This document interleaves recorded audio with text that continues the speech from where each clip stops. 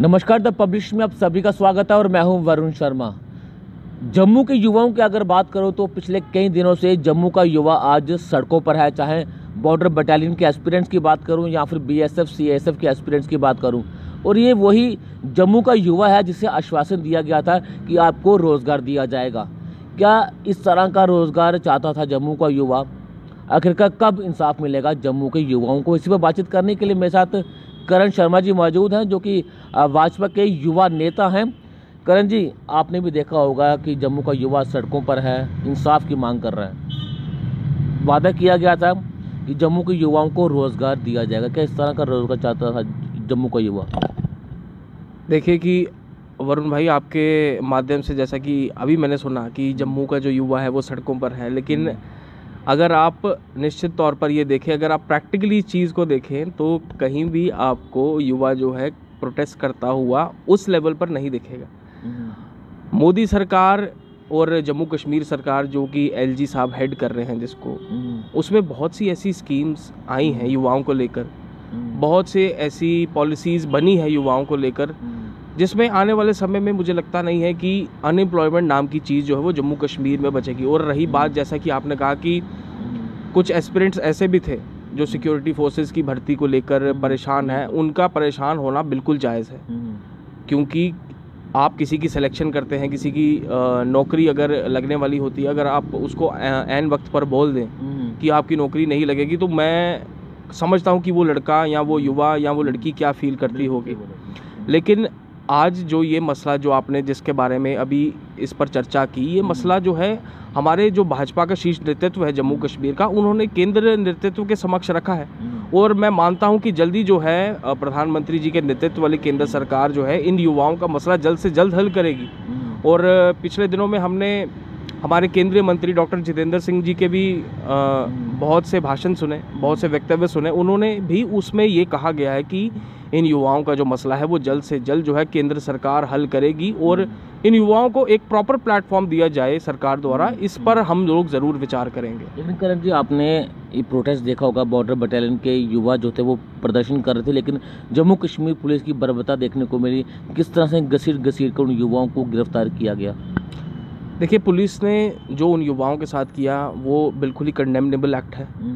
युवा जो थे अपने हक की लड़ाई लड़ने के लिए, अपनी आवाज़ जो है वो सरकार तक पहुंचाने के लिए अपनी बात रखने की कोशिश कर रहे थे, प्रदर्शन कर रहे थे। और जैसा मैंने देखा कि एक शांतिपूर्वक प्रदर्शन ही था वो, उसमें किसी भी तरह का उन्होंने कोई वायलेंस करने की कोशिश नहीं की थी। तो पुलिस एडमिनिस्ट्रेशन जो है, और ख़ासकर आपके माध्यम से मैं डीजी साहब को भी ये अपील करना चाहूँगा कि जो आपके सबऑर्डिनेट्स हैं, आप उनको एक प्रॉपर गाइडलाइंस दीजिए कि अगर ऐसे युवा जो अपने हक की लड़ाई लड़ने के लिए एक शांतिपूर्वक तरीके से प्रदर्शन कर रहे हैं और सरकार तक अपनी बात पहुंचाने की कोशिश कर रहे हैं, आप उनको भी एक अच्छे तरीके से हैंडल करिए, ताकि एक अच्छा मैसेज जो है वो पब्लिक के बीच में जाए। आप जो भी कुछ करेंगे उसका नेगेटिव इम्पैक्ट जो है वो जनता के ऊपर ही पड़ेगा, जनता के अंदर ही एक गलत मैसेज जाएगा। हम सभी लोग जम्मू में रहने वाले लोग हैं, जम्मू कश्मीर में रहने वाले लोग हैं, सभी एक दूसरे को जानते हैं, क्योंकि बहुत छोटा शहर है जम्मू, सब एक दूसरे को जानते हैं। आज आके हम लोगों को एक दूसरे के मुंह मत्थे ही लगना है। तो हम लोगों को इन चीज़ों को बहुत ही एक ऐसे तरीके से हैंडल करना चाहिए जिसमें किसी का भी नुकसान ना हो। और दोनों पार्टीज जो है, चाहे वो पुलिस हैं या प्रोटेस्टर्स हैं, उनकी जो आवाज़ है वो एक सही प्लेटफॉर्म तक पहुँचे और जो युवा हैं उनको उनका हक मिले। लेकिन अगर भाजपा अगर युवाओं के हक के लिए अगर लड़ रही है तो फिर जम्मू का युवा नाराज़ क्यों है? भाजपा से ही क्यों नाराज़ है सिर्फ वो? देखिए, कुछ ऐसे एंटी नेशनल एलिमेंट्स जैसे कि जिन्होंने 70 साल तक इस जम्मू कश्मीर प्रदेश के धन को लूटा, इस जम्मू कश्मीर प्रदेश के धन को कचोटा और सिर्फ 3-4 परिवारों तक ही इस प्रदेश की राजनीति को सीमित रखा, उन्होंने आज भी एक वही बीड़ा उठाया है कि किस तरह युवा को जो है बरगलाया जाए, किस तरह उसको जो है एक प्रॉपर प्लेटफॉर्म से भटकाकर दूसरे प्लेटफॉर्म की तरफ लेके जाया जाए। आप लोगों ने खुद तो 70 साल इस प्रदेश पर राज किया, लेकिन जब हमारे इस प्रदेश के युवा के भविष्य की बात आई तो आप लोगों ने उसके भविष्य को अंधकार में ढकेल दिया। मुझे याद है कि जब उमर अब्दुल्ला इस प्रदेश के मुख्यमंत्री होते थे, उन्होंने भी अपने भाषण में एक बार कह दिया था कि इस प्रदेश में लाखों युवा जो हैं वो अनएम्प्लॉयड हैं। इस प्रदेश में आप वरुण भाई, मुझे आप खुद बताइए कि 1947 के बाद से इस प्रदेश में किन लोगों ने राज किया? अब्दुल्लों ने ही राज किया, मुफ्तियों ने राज किया, कांग्रेस ने राज किया। वो लोग चाहते तो उस समय ही एक ऐसी दिशा इस प्रदेश के युवाओं को दे सकते थे कि आज मुझे नहीं लगता कोई भी व्यक्ति यहाँ पर अनएम्प्लॉयड होता। क्यों आज प्रधानमंत्री जी के नेतृत्व में ही इंडस्ट्रियलाइजेशन J&K में आ रही है? क्यों उन्हीं के नेतृत्व में ही जो भी आर्टिकल 370 टूटा, बहुत सी डेवलपमेंट हो रही है। युवा जो पहले कश्मीर में पत्थर चलाया करते थे आज भारत का झंडा उठाते हैं। महबूबा मुफ्ती कहती थी कि 370 हट गया तो इस प्रदेश में कोई देश का झंडा उठाने वाला नहीं मिलेगा।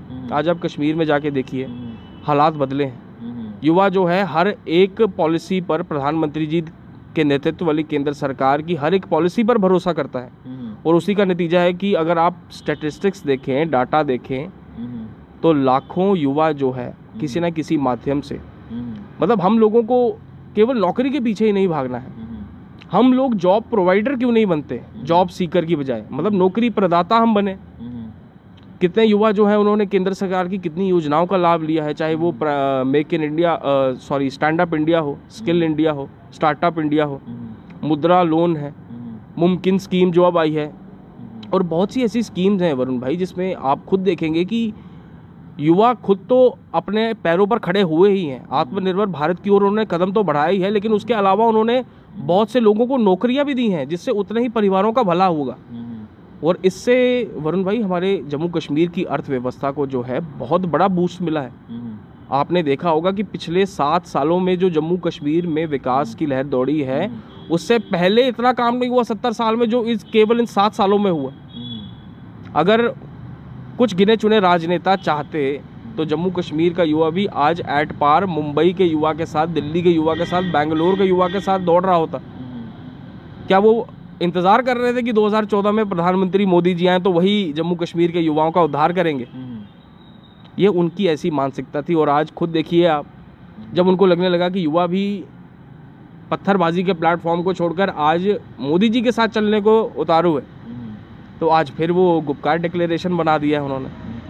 लेकिन एक सवाल ये भी तो खड़ा हो रहा है कि 2019 से पहले जितनी भी रिक्रूटमेंट हुई थी, जिनकी सिलेक्शन लिस्ट नहीं निकली हुई, उन्हें कैंसिल कर दिया। ये कहीं ना कहीं जम्मू के युवाओं के साथ, आप भी जानते हो जम्मू कश्मीर के युवाओं के साथ एक धोखा हुआ है। जो 2019 से पहले जितनी भी रिक्रूटमेंट थी उन्हें कैंसिल किया गया। जैसा कि आपने कहा कि 2019 से पहले जितनी भी रिक्रूटमेंट्स थी उनको कैंसिल किया गया। इस मामले में मेरे पास भी बहुत से युवा साथी आए जिन्होंने अपनी बात जो है हमारे समक्ष रखी है।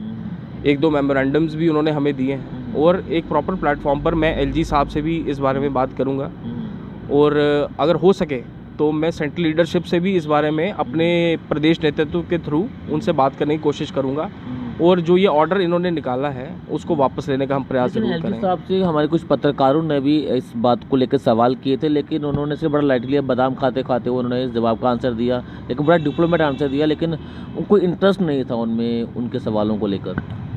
अब मैं नहीं जानता, मैंने वो इंटरव्यू नहीं देखा जिसमें उनसे ये सवाल पूछा गया है, लेकिन मैं समझता हूँ कि LG साहब एक बहुत ही सुलझे हुए व्यक्ति हैं। उन्होंने अपना जीवन इस देश की राजनीति को, इस देश के उत्थान के लिए, समाज के उत्थान के लिए दिया है और मैं ये भी समझता हूँ कि वो युवाओं के हर एक मसले को ज़रूर समझेंगे और अगर एक प्रॉपर प्लेटफॉर्म के थ्रू उनके समक्ष ये बात रखी जाए तो मुझे लगता है इस वन टाइम रिलैक्सेशन की बात उन्होंने की है। क्या लगता है कि काफ़ी है उन युवाओं के लिए?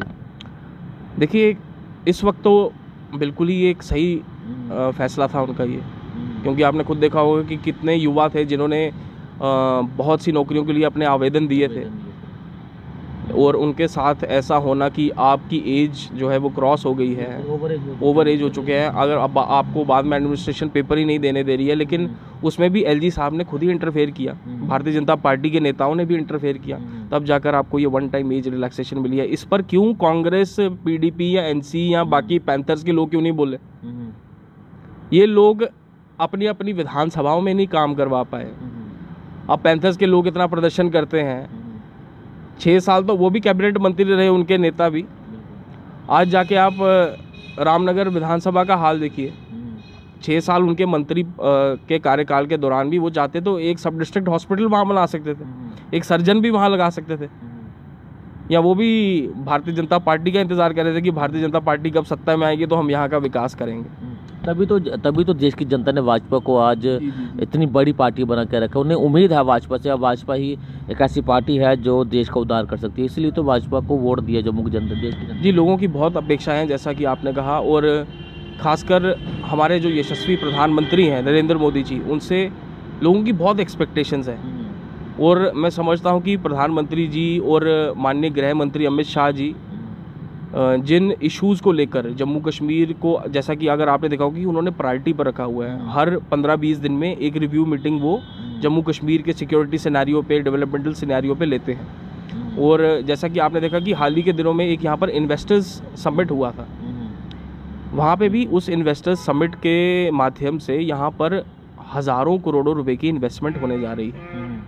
अब वो इन्वेस्टमेंट जब वरुण भाई होगी तो लाखों युवा को रोज़गार भी मिलेगा।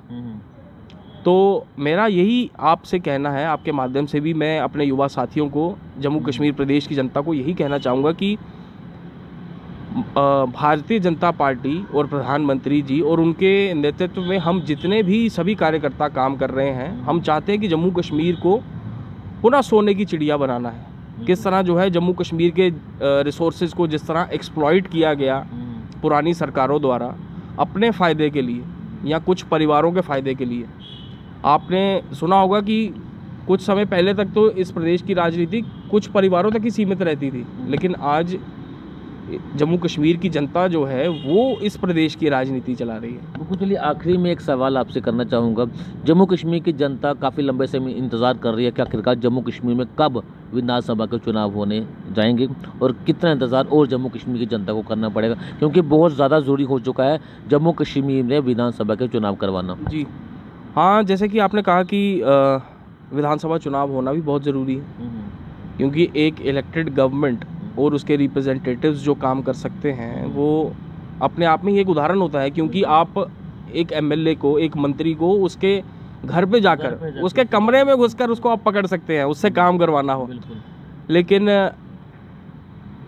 परिसीमन आयोग, डिलिमिटेशन कमीशन, जिसका गठन सेंट्रल गवर्नमेंट द्वारा किया गया, जिसमें हमारे ऑनरेबल 2 MPs भी हैं, डॉक्टर जितेंद्र सिंह जी और माननीय जुगल किशोर शर्मा जी, तो इन्होंने भी, इनके पास जो कॉपीज़ आई हैं, जैसा कि आपको पता चला होगा कि पिछले दिनों में एक ड्राफ्ट रिपोर्ट इनके पास आई है, तो उसमें अभी ये कुछ सजेशंस मांग रहे हैं डिलिमिटेशन कमीशन वाले।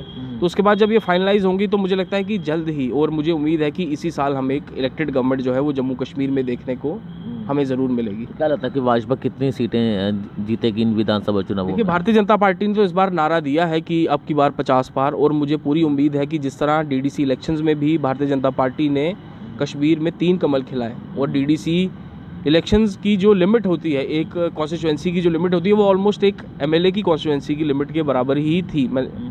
क्योंकि हम लोगों ने खुद उसमें कैंपेन किया, अब प्रचार किया अपने पार्टी के कैंडिडेट्स के लिए। तो मुझे लगता है कि इस बार जम्मू की जनता का तो आशीर्वाद हम लोगों को मिलता ही रहा है, और आगे भी मुझे उम्मीद है कि जम्मू की जनता अपना आशीर्वाद हम लोगों पर बना कर रखेगी। और इसके अलावा मैं ये भी समझता हूँ कि कश्मीर की जनता भी इस बार भारतीय जनता पार्टी को चुनेगी, और हम निश्चित तौर पर 50 का आंकड़ा ज़रूर पार करेंगे, और भारतीय जनता पार्टी अपना मुख्यमंत्री जम्मू कश्मीर में ज़रूर बनाएगी। चलिए, बहुत शुक्रिया हमसे बातचीत करने के लिए। तो जम्मू कश्मीर के युवाओं के मुद्दों को लेकर आज हमने करण शर्मा जी से हमने बातचीत की, और उन्होंने ये कहा है कि जम्मू कश्मीर के जितने भी मुद्दे हैं, स्पेशली अगर जम्मू के युवाओं की बात करूँ तो जम्मू के युवाओं के मुद्दों को लेकर जो है जम्मू कश्मीर के उपराज्यपाल मनोज सिन्हा से भी बातचीत करेंगे। जिस तरह से जम्मू का युवा आज सड़कों पर है, इंसाफ की मांग कर रहा है, तो आखिरकार कब जम्मू के युवाओं को इंसाफ मिलेगा, इसी मुद्दे को लेकर आज हमने इनसे चर्चा की है। उन्होंने हमें आश्वासन दिया है कि जल्द जम्मू कश्मीर के युवाओं के मुद्दों को हल किया जाएगा। बने रहना पब्लिश के साथ। धन्यवाद।